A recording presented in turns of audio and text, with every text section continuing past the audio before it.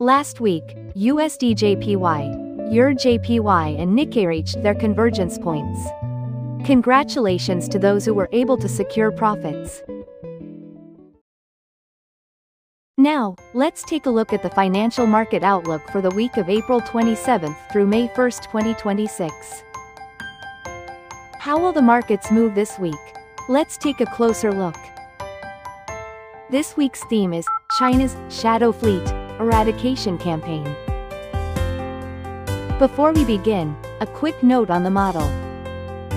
This forecast uses 200 weeks of global market data and AI-assisted statistical analysis. It does not predict geopolitics, only where prices tend to converge over time. Based on these statistical dynamics, here are the projected convergence levels for this week. USD/JPY is 159 yen and 11 sen. EUR/JPY is 186 yen and 60 sen. AUD/JPY is 113 yen and 48 sen.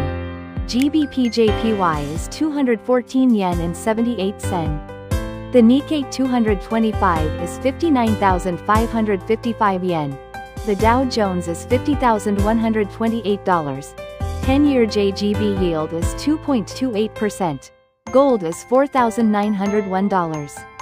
These are statistical convergence zones, not directional forecasts. As mentioned last week, the United States is currently seen as deliberately prolonging the ceasefire, effectively applying a form of economic siege against Iran's Islamic Revolutionary Guard Corps. Markets are reacting nervously to whether a second round of ceasefire negotiations will take place. However, while the U.S. appears open to negotiations, it is highly likely that it is, in reality, using time as a strategic advantage.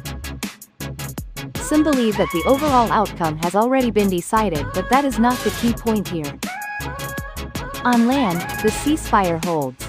Yet in the Strait of Hormuz, a de facto counterblockade is becoming prolonged, creating an increasingly favorable environment for the United States. This situation does more than just cut off funding to the Revolutionary Guard and trigger internal divisions. What deserves attention here is the relationship with China. If crackdowns and seizures targeting Iran's smuggling routes, the so-called shadow fleet, intensify, this will not merely be sanctions against Iran, but also an indirect form of economic pressure on China. In other words, this strategy simultaneously cuts off Iran's financial lifeline, provokes internal fractures within the Revolutionary Guard, and applies pressure on China, a classic two birds with one stone approach. So how are financial markets viewing this? Markets have already begun to gradually price in a scenario of U.S. dominance. If the Trump administration were to aim for a decisive outcome, it would not be just about victory but about demonstrating a strong America, with an eye on the political implications for the November midterm elections. For example, the capture of Karg Island, securing enriched uranium, or even an internal collapse of the Revolutionary Guard itself.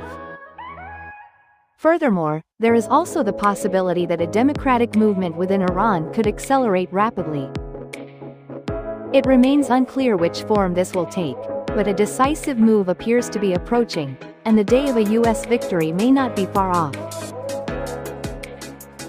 Meanwhile, there is a noticeable gap in how the media is reporting the situation.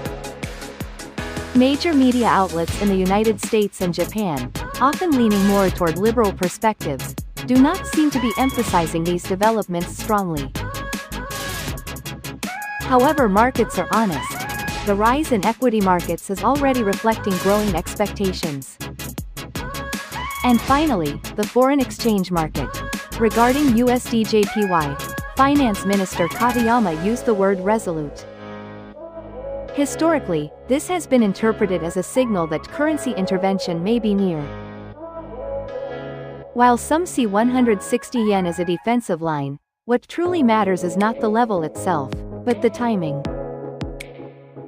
If yen depreciation continues and is followed by a sudden yen appreciation combined with intervention to push the rate down, the market could move sharply. Particular caution is needed during Japan's Golden Week holidays. With liquidity declining, if a decisive move by the United States coincides with currency intervention, markets could experience significant volatility. Please note that the market outlook presented here is estimated using a stable convergence model based on statistical analysis. We accept no responsibility for any investment results derived from this forecast. That concludes this week's Global Financial Market Weekly Outlook. Thank you very much for watching until the end.